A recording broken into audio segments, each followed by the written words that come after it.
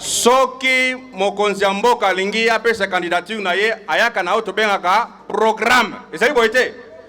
Auto benga na lopoto projet de société. Ezali boyete. Voilà. Est-ce que Union Sacrée eza na programme nango? Ezate hein? Voilà. Mboka e kambemi na programme c'est moko. Ya parti politique moko. Biso ba yemeli lycée to continue Union Sacrée to kei ko appuyer programme ya parti wana. Ezali boyete. Bon, soki programme ya parti wana échoué. Est-ce que tout na biso? Soki programme wana échoué, etali yemeli lycée soki moke ata yemeli lycée azana ba ministre na kati ya gouvernement, soki programme wana échoué, etali yemeli lycée soki moke biso to kozonga na 2023. To koloba nini? Lokola programme wana échoué, ya biso programme yangoyo. Ezana valeur à combien? 86 milliards de dollars. Et c'est les côté. Toko zong la bine qui senso. Toko balabana qui senso. Bopé sa biso confiance. Programme na biso 86 milliards de dollars. Le gars on est échoué. Toi c'est ouais médicé. Et c'est boité. Voilà ndengeni discours toko sanango na 2023 yango wana. Parce que ma tête qui senso peuple be moko. OK c'est l'idée.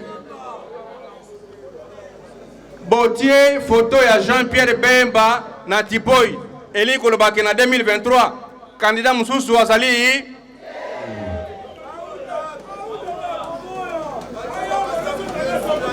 eloko ekosali oyo na koyebisa yango soko moto ayi na ndako na yo alobi ke na 2023 Bemba kozala candidat te benga na ye nalingi boyeba te Congo ekobonga Nasima ya Jean-Pierre Bemba, Congo ekobonga. Place nyonso zali, Luka Kemokonzi na biso, Jean-Pierre Bemba akoma président de la République.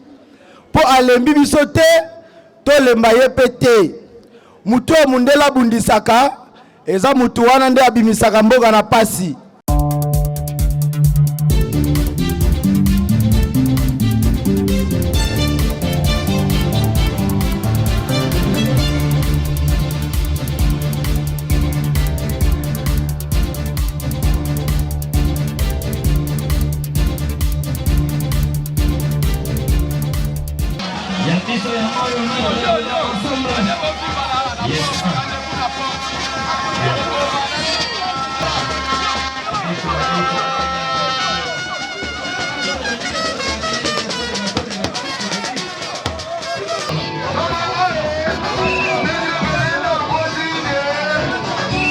Président Fabrice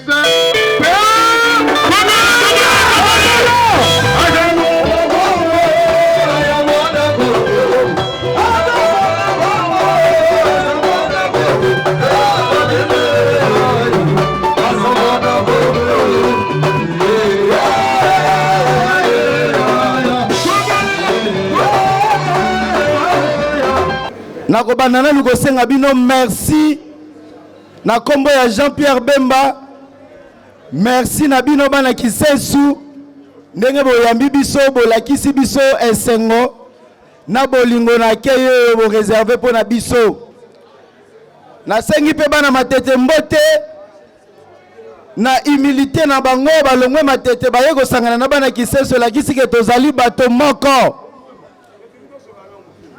lelo tosali démonstration ya baye balingi Jean-Pierre Bemba botieli biso ndenge président Chimangalobi Bemba na Chipoi ngai nakosenga bino eloko moko mutu oyo tomoni komo na ye Jean-Pierre Bemba atika mbomengo nyonso atika situation na ye nyonso nde balobaka ya bourgeoisie po ayokaki pasi komona ke balingi babotola biso mboka akoti zamba simi mandoki apekisi ete mboka ekene na maboko ya bapaya toke koyokana na o babengaka ba accord ba Sun City ba Lusaka ba Addis Abeba mais tomoni ete badongolo misu babotoli wiki bokonzi ya Jean-Pierre Bemba bakomisi mboka ya prédaction alors biso tokolakisa te mutu biso toponaki ata bokangi ye ata botiki ye bolobi ye asalaki eloko te toakite ye mokonzi na biso ezali Jean-Pierre Bemba. Mokonzi na biso ezali nani? Jean-Pierre Bemba.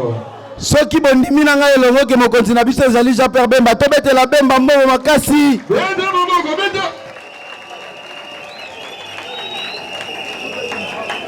Ngai nakozala mulai te, nakozala bref. Message oyo boko retenir ndenge botali na baetando ikie na lingi boyeba te Congo ekobonga. Na sima ya Jean-Pierre Bemba Congo ekobonga. Place nyonso zali luka ke mokonzi na biso Jean-Pierre Bemba akoma président de la République po alembi biso te to lemba ye pete. Mutu mundela bundisaka eza mutu wana nde abimisaka mboka na pasi. Babomaki Lumumba, babomaki Muzele Père, mais Bemba bakokaki koboma ye te, bakangaki ye bakoseli ye makambu. Bango moko balobi asalaki eloko te, totiki ye nzoka nde ezalaki kopi ya badongolo misu po bapiye mboka pendant 18 ans. Toyebi yango, comme conséquence, toyekise biso nyonso toleli nzela eza te.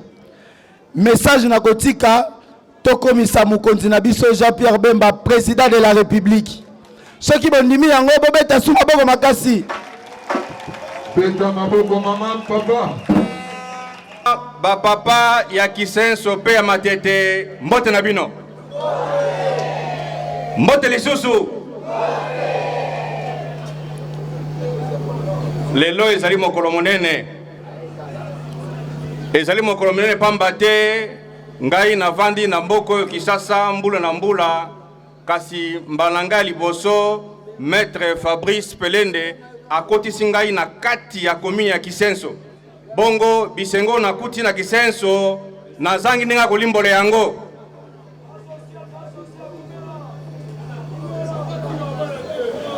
Tata mokonzi Bemba Gombo Jean-Pierre alobi na ngai kende Kisenso yoka message ya population ya Kisenso bongo yebisa ngai.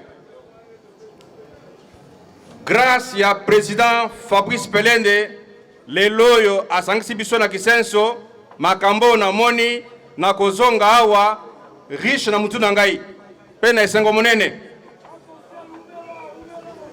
Lelo mouvement de libération du Congo ezali ko déclarer maître Fabrice Pelende comme premier leader ya commune ya Kisenso pe matete. Bobetele maboko.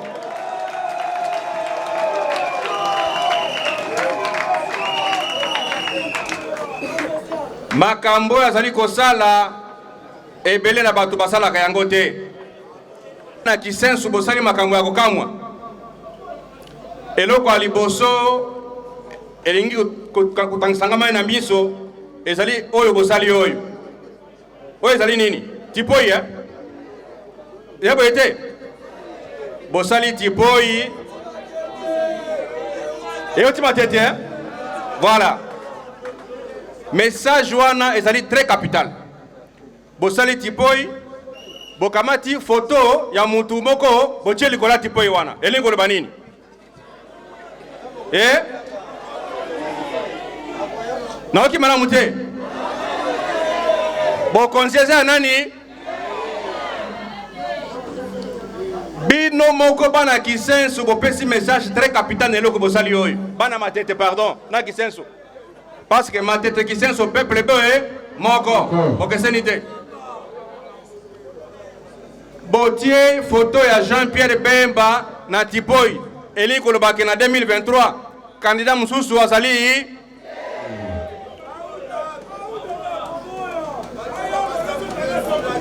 Eloko bosali oyo na koyebise yango.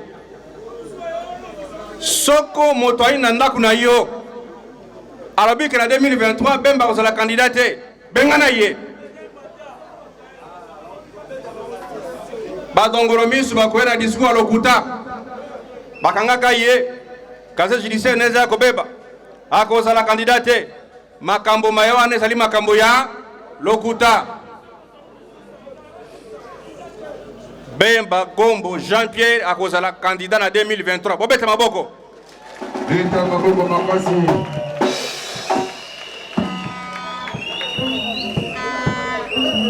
bokotuna ngai motuna secrétaire André Chimanga biso ba MLC tokoti sika sukona union sacrée. Est-ce que union sacrée a komisa des candidats to candidat moko eza boyete mutuna bina ngwana ti naloba nasakola Sakola papa chi.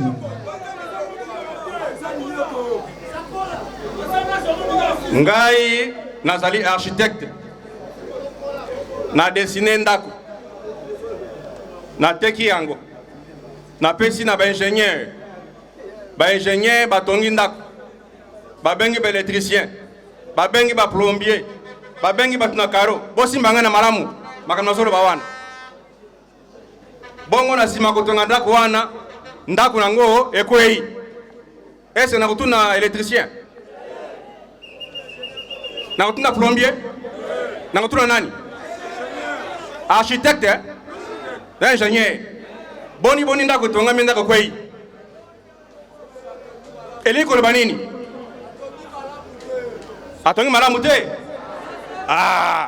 toyoka na malamu s'il vous plaît. Soki mokonzi ya mboka alingi apesa candidature na ye ayaka na auto bengaka programme ezali boyete auto benga na lopoto projet de société ezali boyete. Voilà, est-ce que union sacrée eza na programme nango ezate voilà, mboka ekambemi na programme se moko ya parti politique moko biso ba MLC to koti na union sacrée to kei ko appuyer programme ya parti wana ezali boyete. Bon soki programme ya parti wana échoué est-ce que autour na biso